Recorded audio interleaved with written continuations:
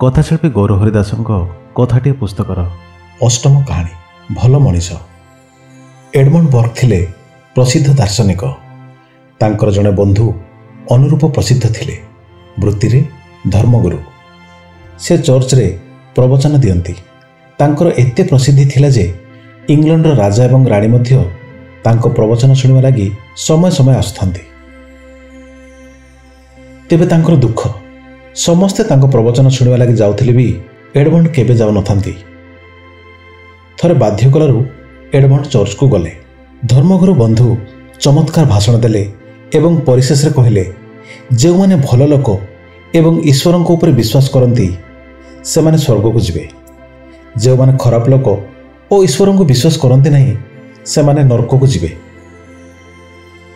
Edmund छिड़ा होई पचारले, अच्छा जे माने भल लोक अथच ईश्वर को विश्वास करती नहीं से माने कुआडे जिवे? सेहीपरि जो माने खराब लोक किंतु दिन राति ईश्वर को डाकुथांती से माने जिवे कुआडे? धर्मगुरु ए प्रश्न शुणी हड़बड़ाई गले। से दिन पर्यंत तांको केही एभळे प्रश्न पचारि नथिले। बाध्य होई कहिले, आसंता रविवार प्रार्थना सभारे मु एहार उत्तर देबी। धर्मगुरु फेरी आसिले। एडमंड भी से 7 दिन काल धर्मगुरु सही पारले नहीं। शेष दिन राति से गोटे स्वप्न देखिले।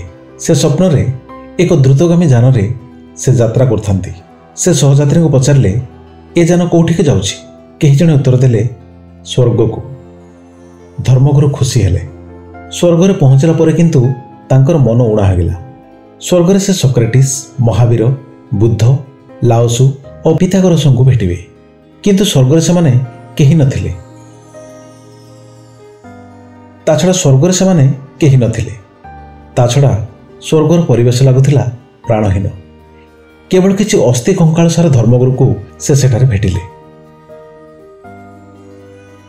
एहा पर से नरक को जीवाको बाहरले। स्वर्गर जदि एही प्रकार अवस्था, ताहले नरकर कोन होइतिबो भाबी से सिहिरी उठिथांती।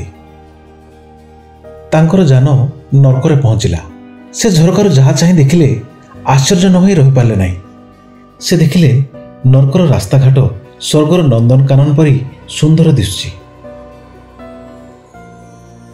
चारिआड चलचंचल प्राणवंत। से जड़े पथचारी को पचारले, अच्छा तुमे सोक्रेटिस और गौतम बुद्ध को देखिछ कि? लोकटी कहिला, निश्चय। आगुर तो आमर जगह प्रकृत नरक पर थिला। से माने एठिक आसी एहाको सजाड़ी दैछंती। वर्तमान एठी सबुआडे सबुज और सुंदर दिसुची। आम मानक भीतर को दया, करुणा और प्रेम फेरी आसी। धर्मगुरु को निद भांगीगला। एथर से एडमंड को प्रश्नर उत्तर पाई जाइथिले।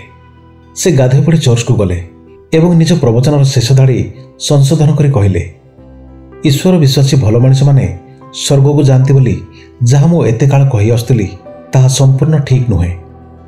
ठीक कथा होची, ईश्वर को विश्वास करंतु बा न करंतु, भल मनीष माने जोठी की जाती ताकू से माने स्वर्ग रे परिणत कर दियंती।